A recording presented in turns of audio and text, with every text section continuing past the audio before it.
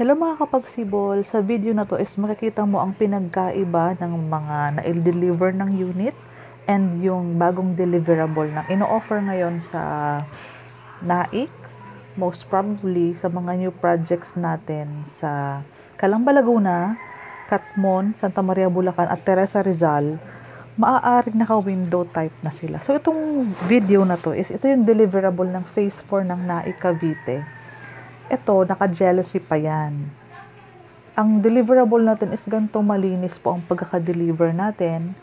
Ito, makikita mo sa sunod na video na iba na yung location ng ating sink. Maganda yung bago nilang positioning nung sink, as in ang ganda. Na-expand na yung sink, hindi ka na magpapa-expand ng kusina. Ganon pa rin ang deliverable natin, bare basic finish, naka first coat ng pintura. Upon turnover, mag-start na ang renovation dahil wala tayong down payment, walang equity, walang reservation. Pero malaki naman lote mo, magkakaroon ka naman ng oras para makapag-ipon yung budget mo sa pagpapaganda ng unit mo. Wala tayong equity aantayin mo lang na ma-loan takeover, ma-loan takeout bago ka mag-start ng monthly amortization. Mga estimated 12 months hanggang ang 18 months na ang pinakamatagal, pero earliest natin is 12 months. It's worth the wait. Ang ganda ng ating Pagsibol Village duplex. Dalawa lang kayo sa isang building, 2-car park ka, 54 square meters. Ayan. Malaking lote. Imagine, 2-car park kahit wala kang car. Plantito, plantita, may space. Madaming bintana. Tahimik dito. Kasi nga, malayo ka sa kapitbahay mo. Malayo yung next unit kasi nga may 2-car park ka. Daily tripping ako sa NAIC, Catmon, Sabado, Linggo, sa Calamba, per schedule. Basta i-message nyo ako kasi meron tayong team ng NAIC, team ng Bulacan, Calamba, and team ng Catmon. Itong next video naman is yung example ng unit kapag naka-sliding windows na. Ayan. Ayan o, ganda na. Nag-increase lang tayo ng price given kasi 2022 na eh. Mapapansin mo ang ganda ng deliverable nila. Mapapansin mo iba na yung door palabas at mapapansin mo din extended na ang kitchen dito sa side na to. So, hindi na kayo magpapa-extend ng dirty kitchen. Upon turnover, ginawa na yan para sa inyo. Ito yung side ng ating kitchen area. Living room. I-check mo yung taas, almost the same pa din naman. So, ang naging modification lang is yung napansin mo yung side ng ating sink. Naka-sliding. Yun lang pinagbago natin. And meron tayong downspout. Meron tayong sahod ulan na. And sliding. And yung bintana, mamaya papakita ko sa'yo.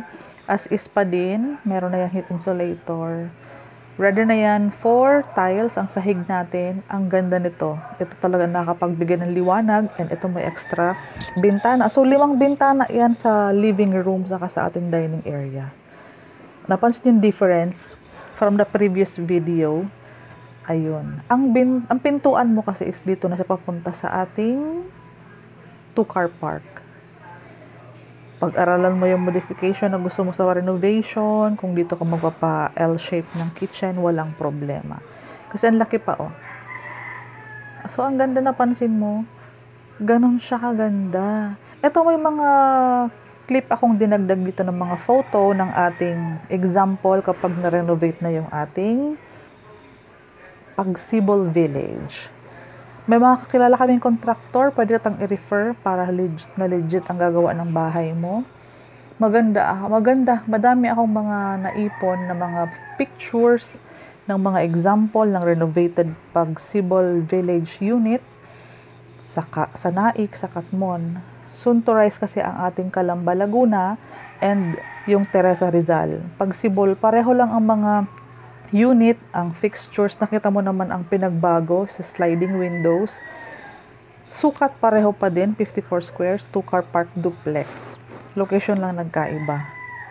So, ang ganda na kapag napaayos na. No down payment, no reservation, no equity. Mapag-iipunan mo yung budget para sa renovation kasi inantay mo lang siyang ma-deliver sa'yo At the moment na ma-receive mo ang susi, pwede ka na mag-start magpa-renovate. Ayan siya. Starting na mga 170,000 to 200, depende sa klase ng pagpaparenovate ang gagawin mo. Pwede ka magpadagdag ng drop ceiling, ng may backlight, yung mga ganyang lighting na yan. So, maganda. For more details, paano mag-tripping, reservation, paki-message ako sa aking Facebook Messenger para isend ko sa iyo ang mga kailangang initial requirements. And ina-advise natin na on the day of the reservation, pwede nyo nang dalhin ang initial documents para in the event na magustuhan nyo ang unit, ang location, pwede na kayo makapag-line up para ma-prioritize po na kayo ang mabigyan ng unit kasi po nakapila na ang papers, ang requirements nyo plus yung 10,000 for the water and Meralco and move-in fee. All in na yung 10,000 mo. Mas maaga kang nakakapila, mas maaga kang mabibigyan ng unit.